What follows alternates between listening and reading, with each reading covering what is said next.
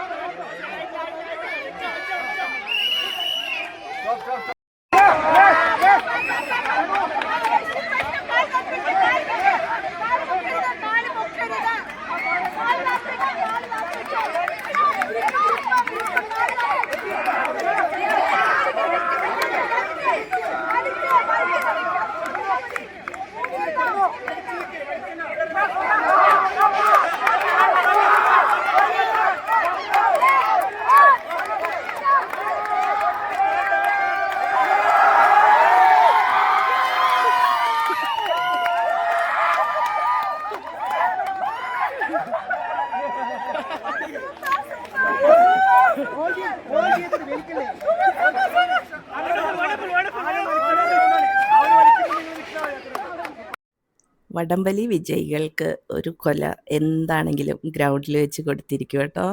അത് സമാജത്തിൻ്റെ ആദ്യകാലം തുടങ്ങിയുള്ള ആചാരമാണ്. അത് അവിടെ കൊടുത്തു കേട്ടോ. അത് കഴിഞ്ഞ് പ്രൈസും ട്രോഫിയൊക്കെ ഉണ്ട്. അത് സ്റ്റേജിൽ.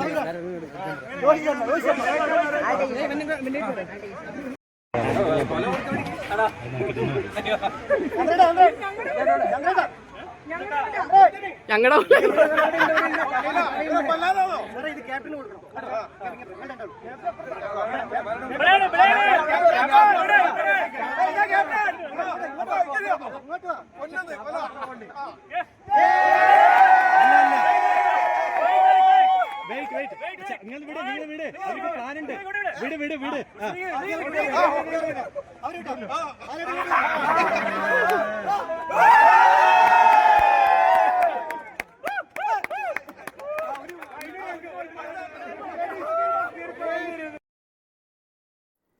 ഈ കാണുന്നതൊന്നും പഴം തിന്നാനുള്ള കൊതി കൊണ്ടല്ല ഗൈസ്. ഇത് എന്താ പറയുക, ആ നേരത്തെ ഒരു എക്സൈറ്റ്മെൻ്റാണ് ഇവിടെ കാണുന്നത്. അല്ലാതെ ആർക്കും പഴം തിന്നാനുള്ള ആഗ്രഹമോ കൊതിയോ ഒന്നും അല്ല കേട്ടോ. ഇതൊരു ഓളമാണ്. അത് നമ്മുടെ സമാജത്തിന് സ്വന്തമാണ്.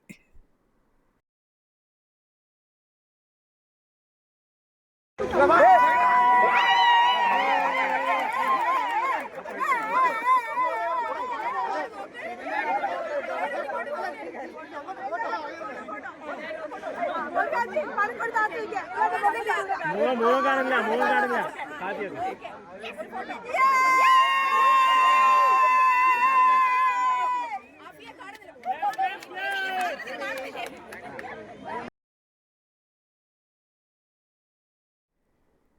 ഈ എക്സൈറ്റ്മെൻ്റൊക്കെ നമുക്ക് വേണമെങ്കിൽ നമ്മൾ ഗ്രൗണ്ടിലോട്ട് തന്നെ ഇറങ്ങി വരണം.